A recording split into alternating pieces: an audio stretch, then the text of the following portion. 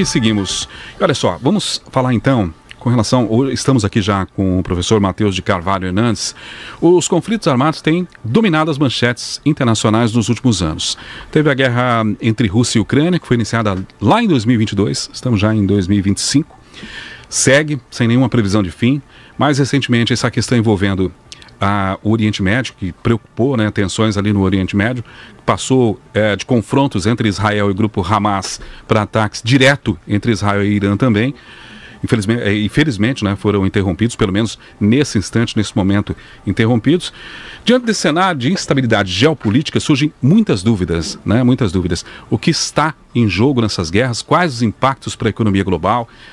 Para a segurança internacional também, inclusive para os países distantes, né, dos campos de batalha, como é o caso aqui do Brasil. A gente está bem distante de lá. Para ajudar um pouquinho a entender todo esse cenário, todo esse contexto e analisar como esses conflitos afetam o mundo e também a nossa vida por aqui, vamos conversar aqui então com o professor, o Matheus de Carvalho Hernandes, que é professor de Relações Internacionais da Universidade Estadual aqui de Mato Grosso do Sul, a UEMS. Professor, quero agradecer o senhor disponibilizar seu tempo, vir até aqui o estúdio para conversar com a gente, atender o programa Espaço Aberto. E para começar, começo perguntando, vamos falar um pouquinho sobre a Guerra da Ucrânia, que é a mais antiga, né, que se estabelece já há mais tempo. Queria que o senhor falasse de uma maneira simples, quais são as justificativas para essa guerra, né, com relação à Ucrânia e Rússia, e de que forma ela poderia ser evitada. Tinha como ser evitada, no entendimento do senhor, essa guerra, esse confronto entre Rússia e Ucrânia? Muito bom dia. Bom dia, antes de mais nada, obrigado pelo convite. É sempre um prazer poder estar aqui na Grande FM e de dialogar com os ouvintes a partir daquilo que a gente acumula na universidade. No meu caso, na Universidade Federal da Grande Dourados, da UFGD, é sempre um prazer estar nesse espaço. Acho que é a função da universidade também ocupar esses espaços. Fico muito feliz que vocês abram esses espaços. Especificamente sobre a Rússia e a Ucrânia, acho que antes de mais nada é preciso entender duas coisas. Para analisar questões geopolíticas, a gente tem, lógico que cada indivíduo tem o seu juízo, digamos, moral. Você acha aquilo correto, você acha incorreto, você acha justo, você acha injusto, e é muito justo, inclusive, que cada um de nós tenha esse tipo de juízo. Mas, ao analisar conflitos geopolíticos, é muito importante que a gente entenda que não existe mocinho, não existe bandido, a coisa é menos simples nesse sentido. Então, os países, eles são movidos pelos seus interesses. Alguns países se valem de alguns meios para conseguir seus interesses, outros se valem de outros meios, a depender do que eles têm de recursos, inclusive, né? Acho que esse é um primeiro ponto. O segundo ponto, introdutório, a gente vive um momento de transição hegemônica. O que significa isso? Significa que lentamente a gente está vendo os Estados Unidos declinar em vários de seus índices, inclusive econômicos. Então, um dado muito simples no pós-Segunda Guerra, quando acaba a Segunda Guerra Mundial, os Estados Unidos são responsáveis por mais de 50% do PIB mundial. Hoje em dia, 1/4 do PIB mundial. Ou seja, isso significa que naquele momento, uma decisão americana, ela tinha condição de arrastar muita gente, né, de formar aquele consenso, seja pelo amor ou pela dor, né, nas dores e delícias aí. E isso, a gente está vendo um declínio dessa capacidade. Né? Basta pensar, por exemplo, que o governo Trump sai, sei lá, da Organização Mundial da Saúde, agora, recentemente, nenhum outro país saiu. Né? Ou seja, essas decisões não estão sendo influenciáveis. Exatamente, está diminuindo a capacidade de influência. Isso significa que os Estados Unidos recorrem cada vez mais à dimensão na qual ele tem mais força, que é a dimensão ainda militar. E a gente presenciou isso há poucos dias. Então, essas são duas coisas importantes para entender qualquer conflito atual. Mas, especificamente, sobre a Rússia e a Ucrânia, existe uma causa estrutural, que é a questão, quando a gente vou tentar ser o mais simples possível, tem gente dirigindo o carro aqui, né? Tem de tudo aqui dos nossos ouvintes, né? Então, todo mundo deve lembrar, os mais velhos lembram, os mais novos espero que tenham estudado, aquele momento na Guerra Fria que nós tínhamos Estados Unidos e União Soviética. Dois grandes blocos, né, que se enfrentavam, que se tensionavam, não chegavam a se enfrentar diretamente, mas muita tensão. Então cada um deles desenvolveu uma organização para se defender, de segurança. Né? No caso da União Soviética, era algo chamado Pacto de Varsóvia. Então, e no caso dos Estados Unidos, do bloco dito ocidental, a OTAN, Organização do Tratado Atlântico Norte. Que significava basicamente o quê? Quem está na mesma organização, então quem está na OTAN, significa que se um país é atacado, todos os outros se sentem atacados e podem revidar. E assim se produziu um equilíbrio muito tenso. Quando cai o Muro de Berlim, a União Soviética desaparece, o Pacto de Varsóvia desaparece. Teoricamente, a OTAN desapareceria também, porque teria perdido a razão de ser. Mas ela não desaparece. Ela não desaparece e, contrariando um pouco daquilo que se esperava, ela não só não desaparece, como ela começa a se expandir, né? Isso coloca a Rússia, nos primeiros 10 anos, ali nos anos 90, 2000, a Rússia ainda se reconstruindo, de uma maneira, vendo com desconfiança aquela expansão, mas sem poder de reação, ainda se reorganizando. Mas produziu-se um sentimento interno na Rússia de muito desconforto com aquela expansão da OTAN. No sentido, olha, nós estamos sendo encurralados aqui de alguma maneira. Na medida em que a Rússia vai se fortalecendo, e não pelos meios mais nobres, é bom a gente lembrar que o Putin não é um democrata, está muito longe de ser. Sim. Né? Mas conforme ela vai se fortalecendo, esse sentimento vai também se fortalecendo. No sentido, olha, essa expansão da OTAN está vindo na nossa direção. Né?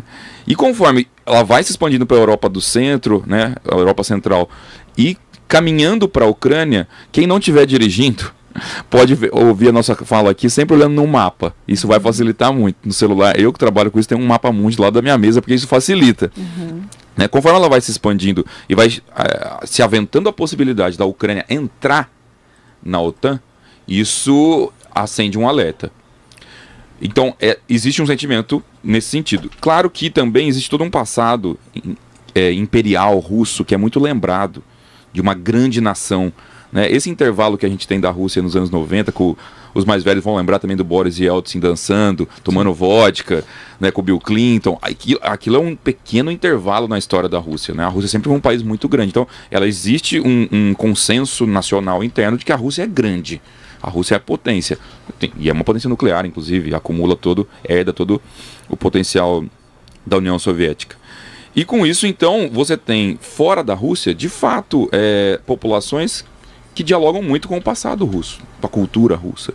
Então, isso, de certa maneira, explica, ainda que não justifique, acho que é importante diferenciar isso, Sim. explica a ação russa.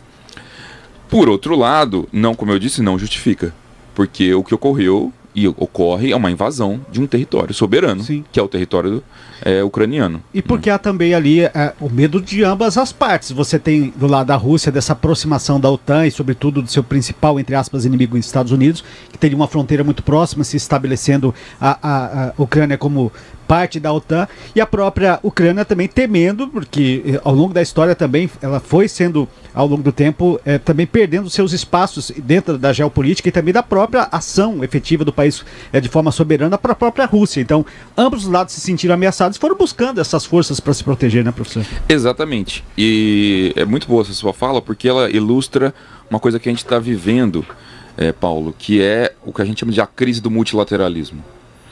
O que é muitas vezes, né, a gente, em conversas informais, pensa, a ONU não faz nada, por que serve essa ONU? Então, primeira coisa para o nosso ouvinte, a ONU ela não é uma organização supranacional. Sim. Ela não tem poder acima dos estados.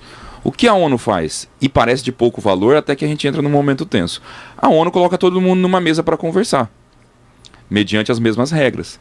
Então, é uma mediadora. Isso parece de pouco valor quando a gente está em paz.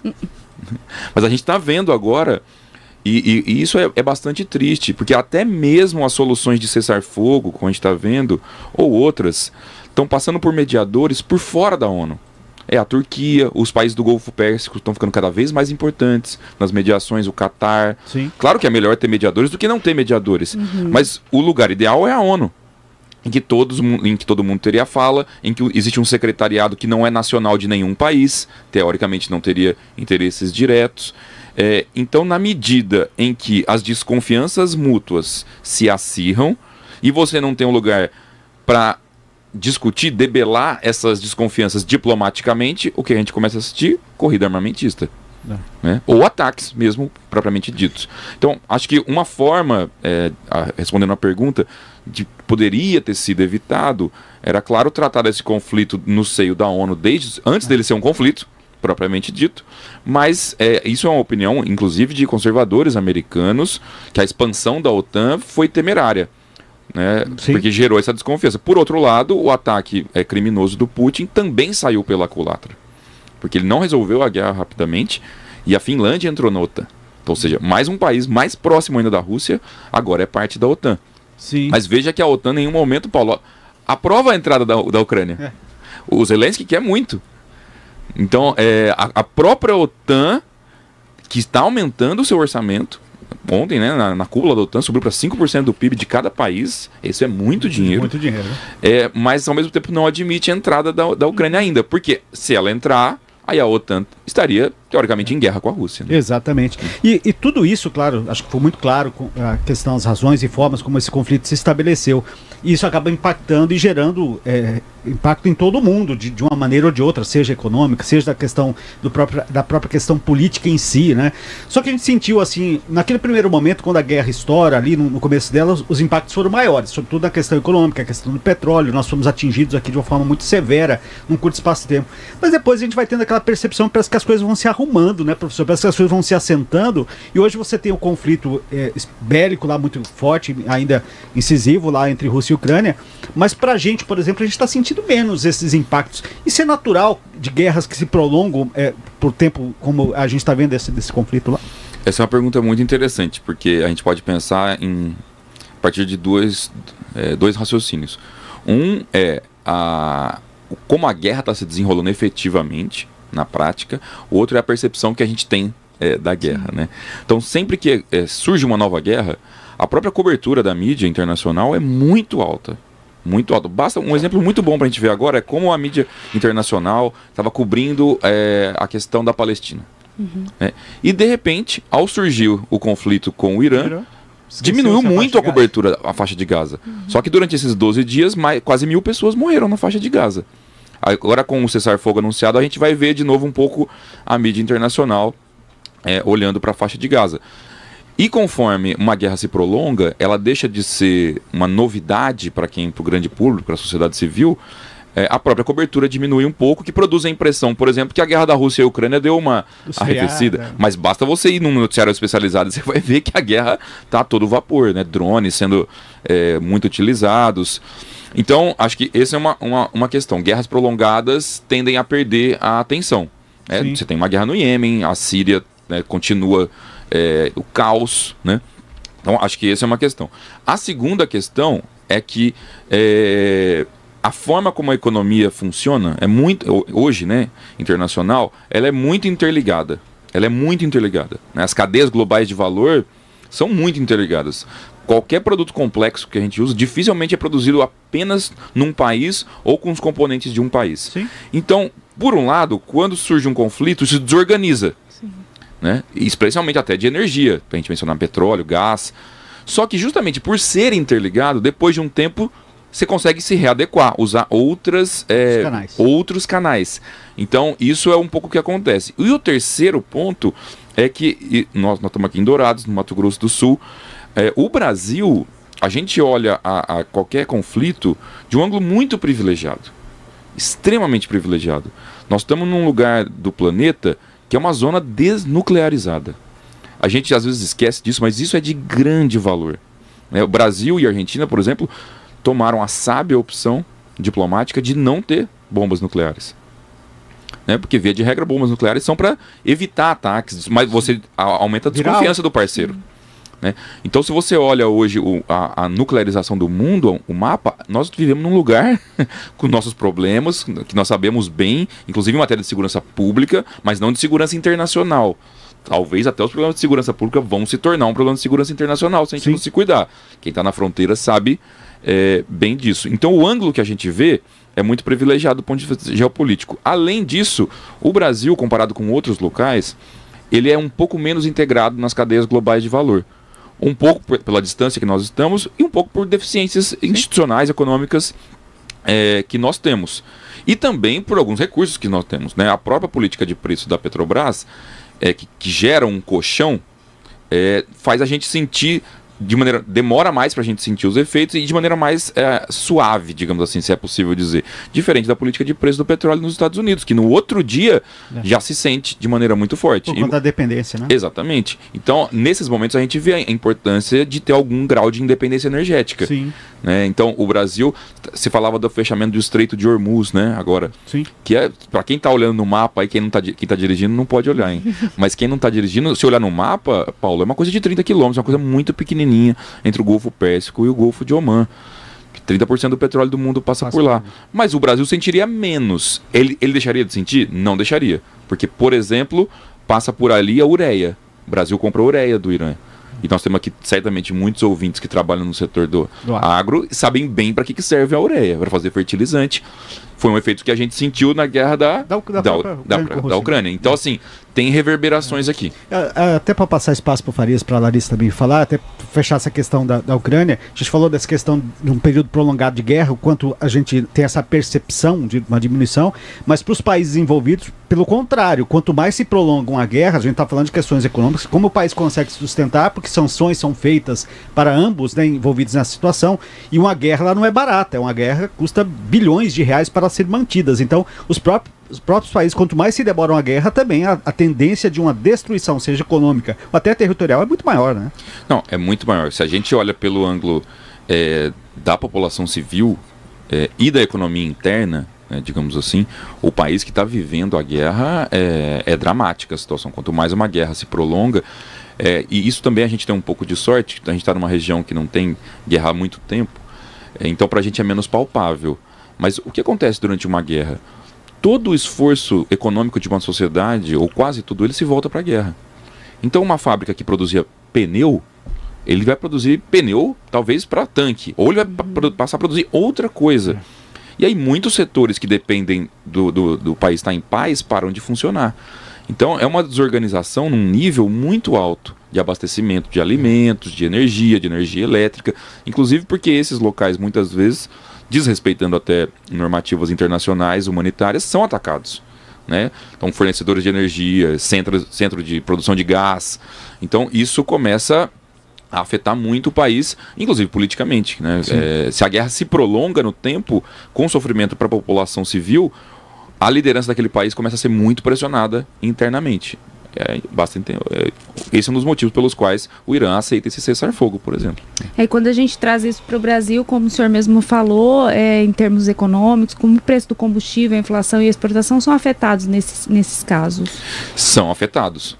São todos afetados porque, como eu disse, a economia ela é bastante integrada globalmente. Mais uma vez, comparativamente, o Brasil é menos integrado que muitos outros países, seja pela distância geopolítica, seja até para se proteger, mas também por deficiências econômicas e institucionais. Mas uma vez que você, principalmente, Larissa, a energia, né? Quando a energia muda o preço, ou ela se encarece, digamos assim, pelo menos no momento inicial, isso afeta tudo. Sim. Né?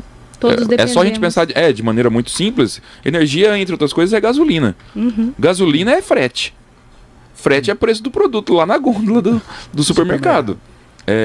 Então, isso influencia muito. Claro que existem momentos em que um país como o Brasil, que está mais distante geopoliticamente e goza de um prestígio diplomático importante, de ser um país que não é nuclearizado, de um país que sempre defende a defesa do direito internacional, às vezes surgem oportunidades. É triste dizer isso, né? Mas às vezes guerras geram oportunidades para países que não estão diretamente envolvidos.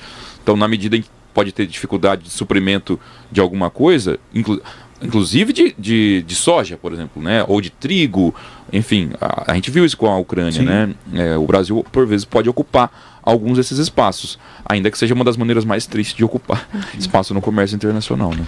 Muito bem, estamos conversando aqui com o professor Matheus, falando sobre o assunto guerra, aqui na 92, né? Matheus de Carvalho Hernandes, professor de Relações Internacionais. Professor, eu vou fazer um breve intervalo e a gente volta em instantes para continuar esse bate-papo aqui, que está bastante interessante, certo? Olha, tem um recado para você que está acompanhando aqui a 92.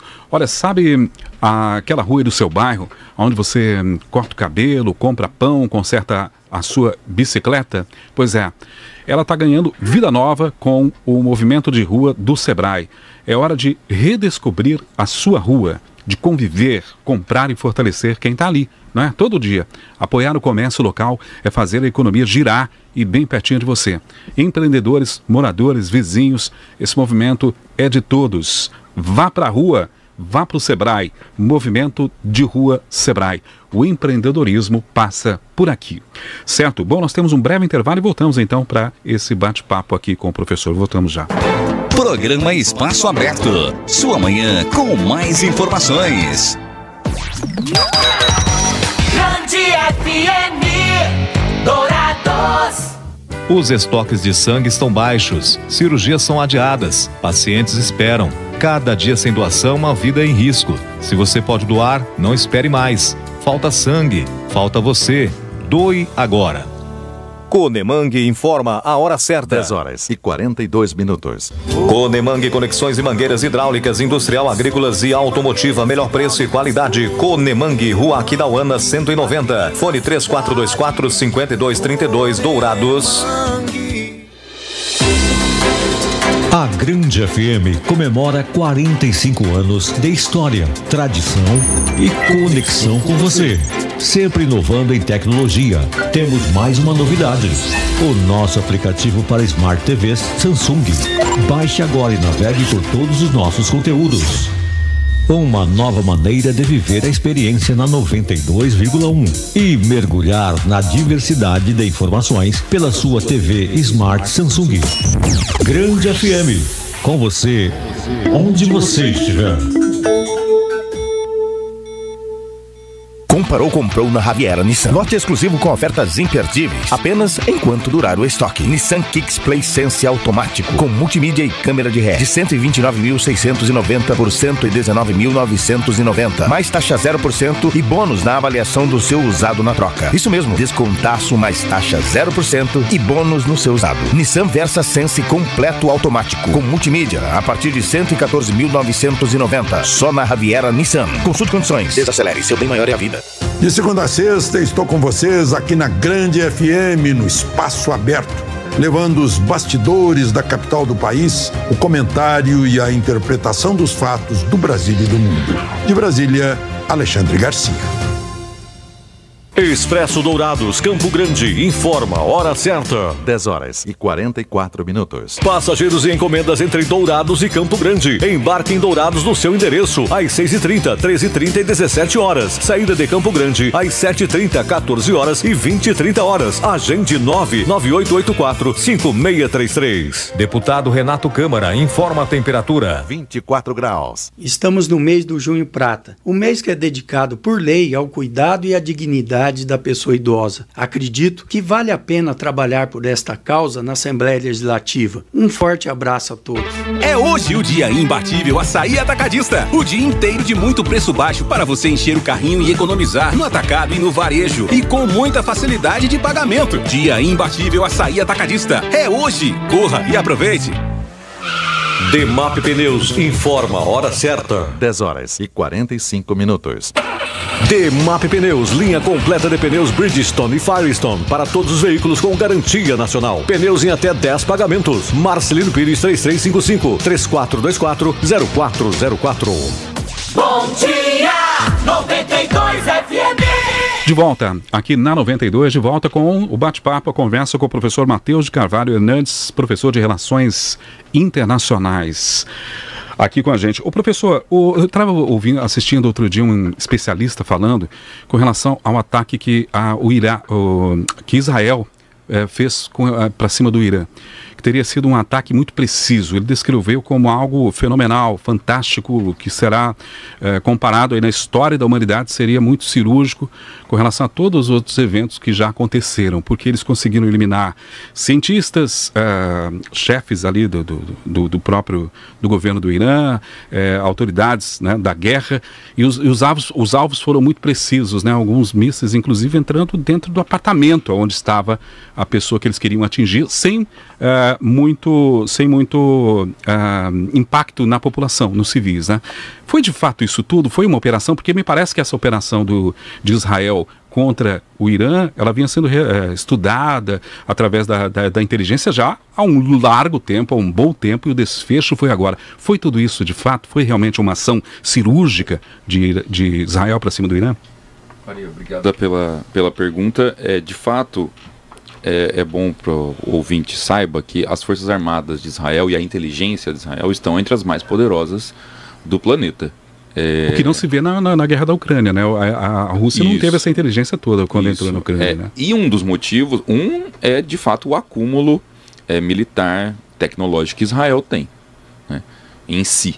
O outro é o fato de ele ter um apoio norte-americano que nenhum outro país tem.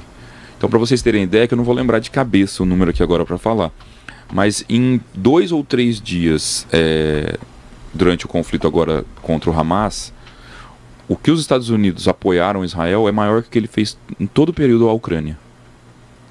Então, de fato, é um nível de fortaleza de Israel que permite a ele ataques muito cirúrgicos. Mas a gente vai lembrar que, apesar de ter essa precisão e isso ser notório no mundo, quando eles precisaram atacar de fato as instalações, quando eles decidiram atacar de fato as instalações nucleares, eles perceberam que nem mesmo eles teriam as bombas necessárias para atingir fortalezas que estão a mais de 60 metros do chão. E aí, nesse momento, somente os Estados Unidos teriam essa condição. E eu tenho seríssimas dúvidas se fosse a Ucrânia precisando dessa bomba, se os Estados Unidos teriam fornecido. Né? E não só forneceram, como promoveram o ataque. Não sei se vocês viram ontem, durante a cúpula da OTAN, o Trump deu uma entrevista coletiva. Sim. E uma jornalista ucraniana da BBC faz uma pergunta para ele. E o marido dela, inclusive, lutando na guerra. A jornalista está na Polônia com a família, mas o marido está lutando na guerra da Ucrânia. E não é uma pergunta. No fundo, ela está pedindo para o Trump mandar tipos de mísseis específicos, que são os Patriots, para a Ucrânia, né? Sendo que mísseis muito mais avançados, armas muito mais avançadas foram mandadas para Israel já sem necessidade de um pedido público na imprensa. Mas aí o inimigo não tem bomba atômica nesse caso, né? Sim. Por exemplo, agora se ceder essas armas para a Ucrânia atracar a Rússia, aumenta a tensão, uma tensão nuclear muito maior, né? Os estudiosos que não é o meu caso, mas os estudiosos de arma nuclear, armas atômicas, sempre dizem que um país ele resolve desenvolver capacidade nuclear ou capacidade atômica para ter uma capacidade que a gente chama de dissuasória. É para dizer, olha, não me ataque. Não, que eu tô pronto. Não me ataque. A gente viu isso com Índia e Paquistão, por exemplo. Né? Ali, a gente acompanha pouco no noticiário brasileiro, mas ali é uma fronteira extremamente tensa, primeiro por todos os entendimentos, mas porque ambos são potências nucleares. Então, olhando para a história, todos os registros que a gente tem de desenvolvimento nuclear, eu me refiro ao desenvolvimento nuclear para uso em guerra. Não, o Brasil faz uso de desenvolvimento nuclear para energia, por exemplo. É outra coisa. Mas todos os registros que a gente tem na história até então são para defesa, né, para dissuasão. O único registro que a gente tem de uso ataque são os Estados Unidos em Hiroshima e Nagasaki. Né? Esse é o único registro que a gente tem de um ataque de grande monta, né? Eu gostaria que o senhor falasse um pouquinho para nós qual que é a diferença entre o cessar-fogo, né, que a gente está vendo aí agora, o armistício e a paz. Ótima pergunta. Muito gentil sua pergunta. Eu estava falando sobre isso aqui, pessoal. No off. No off. E ela me presenteou com essa pergunta. Isso acho que é bem legal, porque isso a gente escuta no noticiário e nem sempre sabe a diferença. São conceitos, né? Na prática, como dizia um velho professor meu, na prática a teoria é outra, né? Mas só para diferenciar, são níveis diferentes do caminho para a paz, né? Isso quando há um caminho para a paz, né? Porque uma guerra, se ela se torna infinita, não tem caminho para a paz. Mas o primeiro estágio é o cessar-fogo, que é um arranjo, um combinado político, ou seja, não tem nada jurídico, ninguém necessariamente assina algo, que a gente vai parar de atirar um no outro durante determinado tempo. Às vezes 12 horas, às vezes 2 dias, às vezes 2 meses. E para quê? Teoricamente, é para começar a ter espaço para negociação. Mas a gente não pode se enganar. muitas vezes um cessar-fogo, ele é acionado no fundo porque os países querem se reorganizar, para ter um tempo de se reorganizar, as tropas, os armamentos, porque enquanto está caindo bomba na sua cabeça, você não consegue se reorganizar, né? Então, esse é o primeiro estágio, que é o estágio, por exemplo, que a gente está agora na questão do Irã, né? E de Israel. A outra coisa é o armistício. O armistício, ele já é um compromisso mais jurídico, digamos assim, em que não só a gente vai parar de atirar, mas a gente vai congelar a guerra. Falou, olha, Larissa, eu estou em guerra com você, eu continuo em guerra com você, eu continuo tendo sérios problemas não com gosto de você, mas eu vou parar. Mas vamos parar aqui? A gente não está em paz. Nossas fronteiras ainda vão ser super monitoradas, tem muita regra, vai ter câmera, tem vários postos de controle. Nós não somos amigos, né? Mas, que é o caso das Coreias. Quem está nos ouvindo é só pensar nas Coreias. As Coreias estão em guerra, ainda. Elas não estão em paz. É diferente do Tratado de Paz. O Tratado de Paz é um instrumento jurídico em que a gente combina, bom, não estamos mais em guerra, tá? Não estamos mais em guerra. Então, ele, do ponto de vista da paz, é o instrumento mais forte. Mas, também, muitas vezes, um tratado de paz, se mal feito, se feito com vingança, com revanchismo, ele é a semente do próximo conflito. Quando acabou a Primeira Guerra, fizeram um tratado de paz com a Alemanha, que era a perdedora, tão prejudicial para a Alemanha, tão prejudicial para a Alemanha, gerou tanta inflação, tanto endividamento, que isso gerou o caldo para a ascensão do nazismo, que resultou na Segunda Guerra. Muito então, bem, tem essas questões. Outras questões de desdobramentos e efeitos de guerra, a gente está falando da questão econômica, que impacta o mundo afora, a gente precisa falar da questão migratória também, que é fundamental nesse sentido, sobretudo porque você tem pessoas que estão ali dentro desses países, que não têm, entre aspas, nada a ver, não estão guerreando efetivamente, mas que são atingidas. E muitas vezes elas buscam essa segurança em outros países. Mas isso também acaba afetando esses países para qual elas vão buscando esse processo de migração. Que você só falasse um pouquinho a respeito disso, do quanto se impacta esse processo migratório nos países vizinhos, a esses países em conflito. Sim, isso é uma pergunta muito boa, Paulo, porque quando a gente pensa na sociedade civil, claro que o mais urgente, até o mais triste, o mais dramático, é pensar em quem eventualmente, infelizmente, morre ou fica muito ferido durante um conflito. Então, tem organizações humanitárias que atuam nesse fronte, por exemplo, a Cruz Vermelha, né? Mas a maioria da população civil, ela é atingida no sentido de que ela passa a fugir do país, do próprio país, com muito medo. E isso é muito triste porque a pessoa está saindo do país contra a sua vontade. Ela não queria sair do país. E aí não importa muito, aí no nível geopolítico, quem está certo. Né? Quem que tem a razão, a justificativa jurídica mais forte, ou o melhor exército. A questão é que as pessoas, para sobreviver, saem dos países. Isso começa a fazer, então, um fluxo de pessoas. Então, por exemplo, a gente pode pensar na Síria, né? A guerra da Síria provocou um fluxo de refugiados, e esse é o nome, né, pessoal? Refugiados, a ideia de que eu estou fugindo do país contra a minha vontade, porque eu não posso permanecer ali, que senão eu sou ameaçado, posso morrer. E isso, de fato, desorganiza muito as fronteiras. Claro que, do ponto de vista internacional, muitos países se comprometem a receber essas pessoas. E é importante que assim seja. Né? Essa ideia de refugiado nasce quando acaba a Segunda Guerra, né? com os refugiados da Segunda Guerra. É interessante a gente saber, nós que somos brasileiros, quando surgiu essa ideia de refugiado, o Alto Comissariado da ONU para Refugiados, cobria só os europeus. Só europeus eram considerados refugiados. Né? Foi depois uma conquista do hoje que a gente chama de Sul Global, aumentar. Todo mundo pode ser refugiado. O tratado não recai mais só sobre a Europa. Então, a gente tem, por exemplo, no Brasil, a gente tem inclusive aqui em Dourados, pessoas do Afeganistão, afegãos. Então, os refugiados muitas vezes são a manifestação mais palpável e mais humana do que uma guerra pode fazer. Né? A gente está vendo na UFGD, na Federal da Grande Dourados, cada vez mais pessoas ao redor do mundo nos procurando, e na UFGD eu trabalho com internacionalização, nos procurando para sair do seu país de origem, às vezes nem está mais no país de origem, por exemplo, não está mais na faixa de Gaza, ou não está mais no Afeganistão, está no Egito, mas que quer vir para cá, quer reconstruir a vida aqui, e isso não é fácil, né? É a face muito, muito cruel dos conflitos.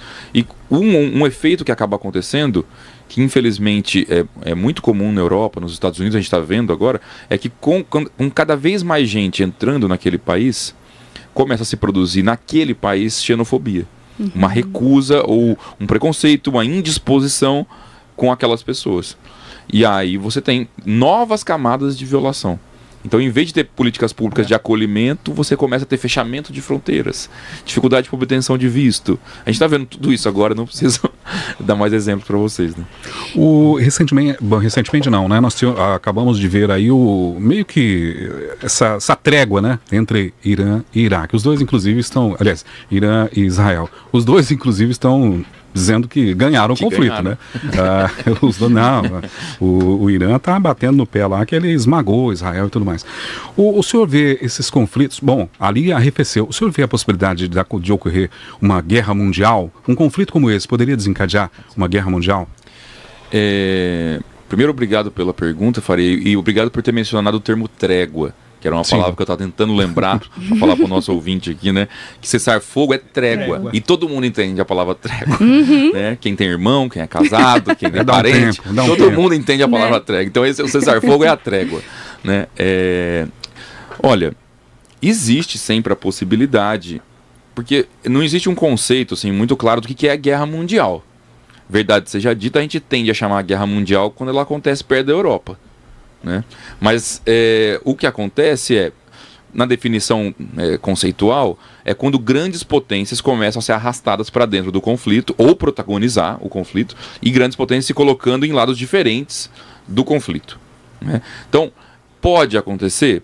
Pode, na medida em que se começar inclusive geograficamente, a se aproximar a guerra da Ucrânia da guerra de Israel e Irã, né, que tem uma distância ali, eu chuto uns 2.000 quilômetros, talvez, posso estar equivocado aqui, mas sobre essa guerra do Irã e Israel, eu acho que ela não tem o potencial. Por quê? Porque o Irã atualmente tem poucos amigos. Mas tem China, né? Não, sim, mas que não está disposta, pelo menos até agora, é um grande parceiro econômico. Mas até agora a China não demonstrou nenhuma vontade de guerra. Nem China nem Rússia. Né? Nem China nem Rússia. Sendo que a Rússia talvez até tivesse um pouquinho mais de disposição, mas a Rússia tem a Ucrânia ali. Tem uma guerrinha para administrar ali. Tem um conflito para administrar. Então, não me parece que esse conflito com o Irã tem esse potencial. Né? Porque os Estados Unidos entraram num lado muito claro, França e Reino Unido apoiaram, e o outro lado fez manifestações na ONU, mas você não viu em nenhum momento, Pequim está mandando aeronaves, como os Estados Unidos fizeram, porta-aviões. A gente não viu isso acontecer. Porque isso seria já a terceira guerra daí. Porque aí você tem muita chance. Porque aí você está colocando potências frente a frente. O fato dos Estados Unidos não ter entrado de fato nessa guerra contra o Irã pode ter contribuído para não acontecer? Ou poderia contribuir para acontecer? Acho que se os Estados Unidos entrassem para valer, aumenta o potencial. Mas tudo é imprevisível, né? Mas a entrada dos Estados Unidos, isso... falando para todo mundo que está nos acompanhando, e eu falo também para meus alunos isso, a gente sempre tem que analisar o contexto doméstico do país. Então, a entrada dos Estados Unidos, ela não poderia ser de maneira muito assintosa, ela foi precisa, mas ela foi mais episódica, por muitos motivos. Né? O Trump se elege dizendo para o mundo inteiro ouvir que ele foi o presidente americano que não fez guerra. Ele se elege dizendo, nós não vamos gastar dinheiro com isso, America First, nós vamos gastar aqui com os nossos empregos.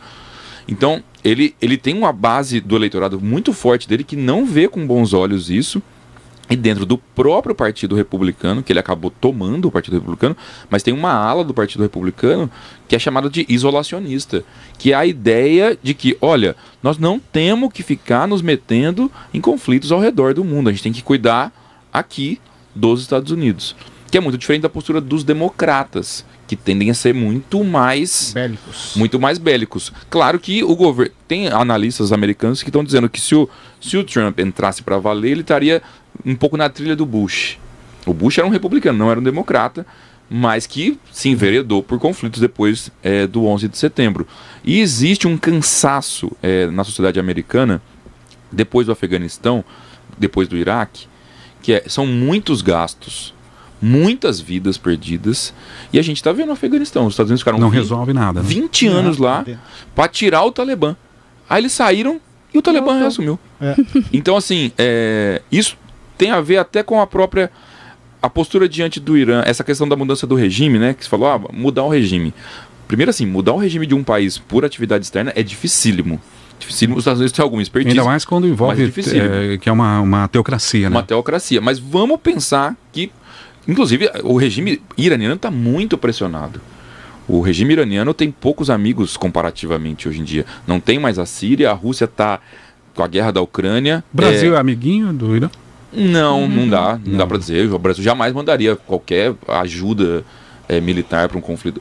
Não é da natureza do Brasil, inclusive, entrar em qualquer conflito para além de se posicionar na ONU ou algum discurso. Até porque política internacional não tem amigos. Oi? Mas esse posicionamento, mesmo você não traz reflexo para o país na questão de diplomacia?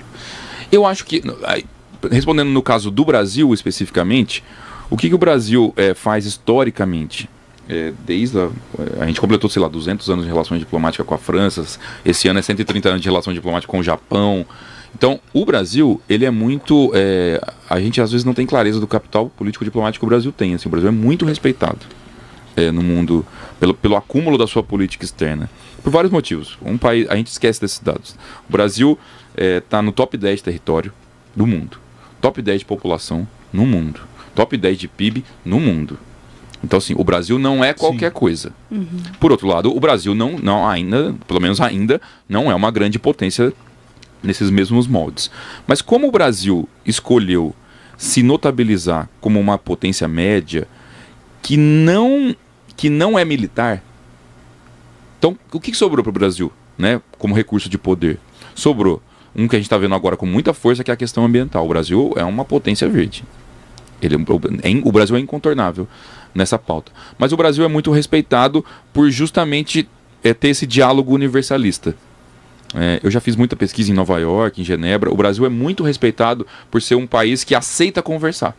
Não, vamos conversar. Mesmo que seja um inimigo difícil, mesmo que internamente aqui no Brasil tenha rebatimentos críticos, né? Quando um político se posiciona em relação a um país de maneira A ou B, a comunidade daquele país, enfim, se posiciona muito próximo de Israel, a comunidade árabe do Brasil se ressente. Assim, se posiciona mais próximo da Palestina, a comunidade judaica se ressente, e assim vai.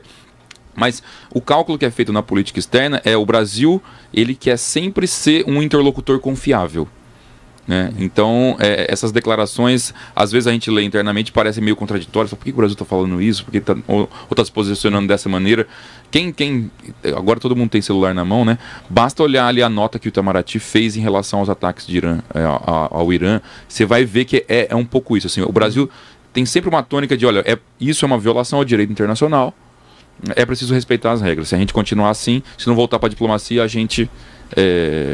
enfim, o mundo vai ficar pior. E aí, no começo da nossa conversa, às vezes algumas manifestações de lideranças, elas são muito personalistas e não de Estado, né? Então, isso que precisa ser diferenciado quando esse nosso representante está se manifestando. Né? Isso. Em todos os países, em todos, né? Mas vamos dizer assim, existe uma coisa mais recente na história dos países, que é a ideia de diplomacia presidencial. Né? Teoricamente, a diplomacia ela é operada por um ministério, no Brasil, por exemplo, né? O Ministério das Relações Exteriores, que executa a política externa, que é formulada pelo presidente que está em turno, que é de legitimidade democrática, né? Ganhou nas urnas, formula a política externa. Mas essa é uma leitura muito simples. Um ministério, ele tem funcionários de carreira que tem uma historicidade.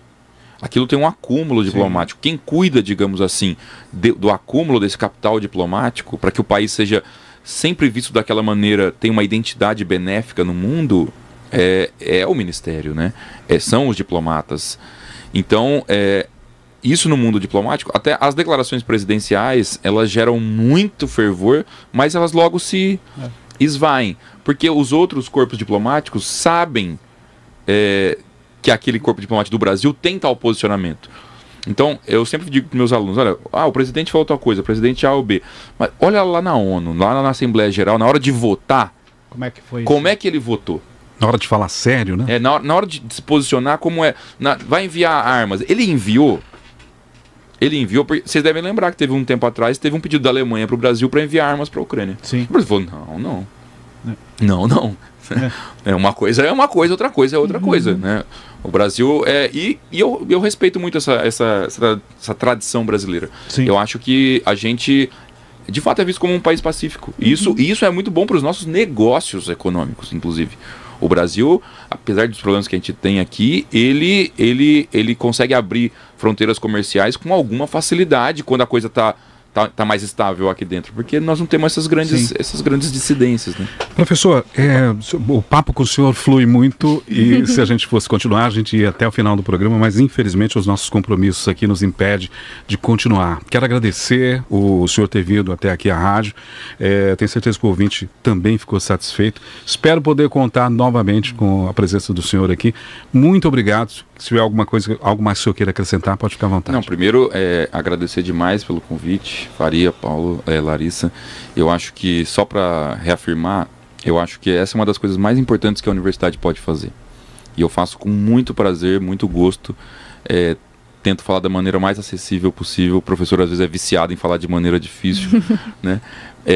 E vocês abrirem esse espaço é muito importante para a gente, porque o nosso anseio como pesquisador, como professor, é justamente dar a melhor informação para a nossa sociedade, para que a gente tenha a capacidade autônoma de julgamento, que a gente não dependa só se o Trump falou isso eu acredito, se o Netanyahu falou isso eu acredito, enfim, se o Khamenei falou isso eu acredito.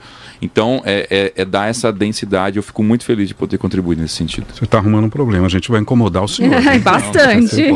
Problema. Eu vou começar a tomar chá de gengibre para minha voz ficar tão bonita como a do Faria. Muito bem. Olha, eu já tentei, não funciona. Professor Matheus de Carvalho Hernandes. Professor, muito obrigado. Agradeço.